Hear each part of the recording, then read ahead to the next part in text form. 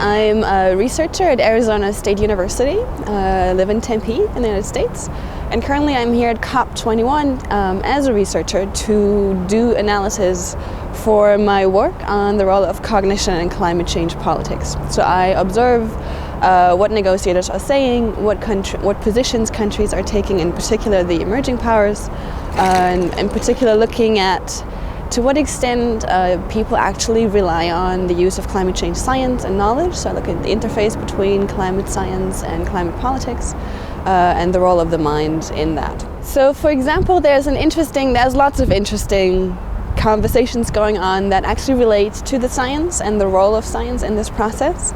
And one of the most interesting debates that has kind of ballooned yesterday is the question whether the negotiations should target, or the new agreement should target 1.5 degrees Celsius warming above pre-industrial levels, or 2 degrees warming. So in 2009, the parties actually agreed that 2 degrees would be a good goal for the convention, but small island states who are very vulnerable to climate change have always been demanding a more ambitious goal of 1.5 degrees. Now, science at this point in time actually suggests 1.5 degrees might not actually be possible anymore, but it seems that nobody dares to say that.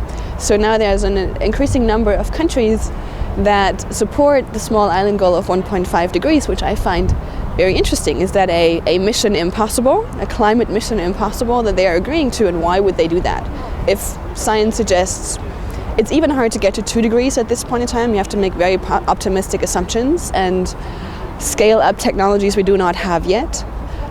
So if even 2 degrees is so hard, why would they start talking about 1.5 at this point? So that's one of the really interesting conversations that I've been observing right now and that I'm trying to understand with the cognitive and emotional perspective. So the question, what is future, is actually a really interesting one. And my work deals a lot with that question, and in particular how people here in this process think about the future and climate change.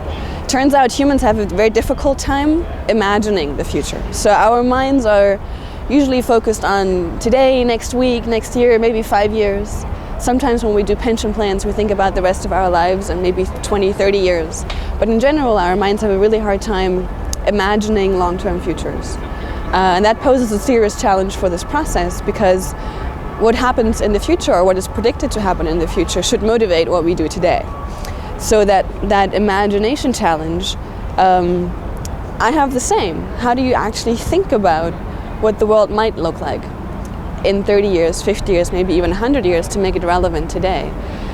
Given how I understand the science, I'm really worried about the kinds of changes we are already seeing and what that means for the kinds of changes we might be seeing even over the next 10 years.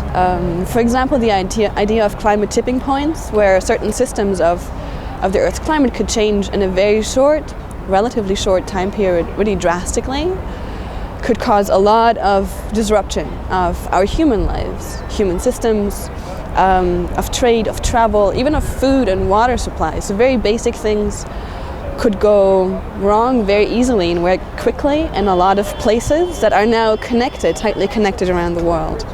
So I imagine actually that over the next 10 or 20 years, we're going to see a lot of trouble in many human lives around the world in very different forms, whether that is drought in California, floods in the UK, or the Amazon losing lots of its biodiversity and having droughts.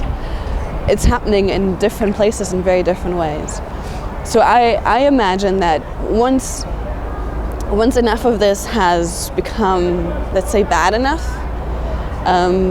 the human response will grow as quickly as the climate is actually changing too.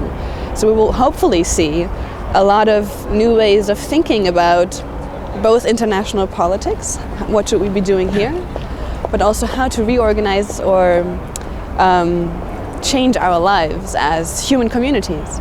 Should we be thinking about all of us as one community? Should we be rethinking what the good life actually means? Right? There are lots of people in this world who still need a lot of development and growth to even have a decent and happy human life with all the basic needs. But many of us have a lot more than it takes to have a decent human life. So what should be the values that connect us, the things that make us happy, and how can and should we rethink our relationship to nature and the planet, which is so vital to everything that we do, that we depend on, and that makes us happy. So I think lots of things will have to change, not just in terms of technology and the economy, but in terms of human value systems and making communities. So the real change that will be interesting for me to watch and that I try to think about is social change. So recently we actually have seen an explosion of artistic work that captures climate change with a view to the future. So we've seen a growing number of movies that are depicting more or less apocalyptic futures, but we've also seen a growing number of books and fiction stories about climate futures, something called climate fiction, which I find really fascinating. Those stories can have really interesting and important effects on how people think about the future. They can make a particular future vision really real for your mind and for your emotions. Once you watch a movie like this or read a story like that, you get transported into the future, in a certain kind of future, and that raises all kinds of interesting and important questions about the desirability of that particular future.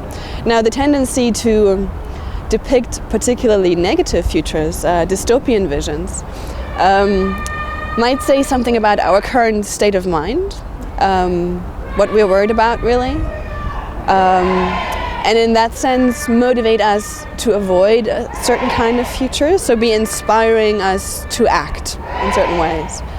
But we also, I think, need utopian visions, positive visions, to figure out where we want to go and how to get there, to help us think what might be possible, what might be the world we want to live in. And stories can help us do that. Stories are actually one of the most fundamental meaning-making tools humans have. We've always told stories. That's how we have kept track of history. That's how we make meaning in many communities. So telling a range of stories, a diversity of stories about the future of our world in the context of climate change, I think is really important in terms of communicating about the problem and looking for solutions to the problem and inspiring people to do something about it. So storytelling has a very important role that I'm really interested in, and I think books and movies will play a big role in this.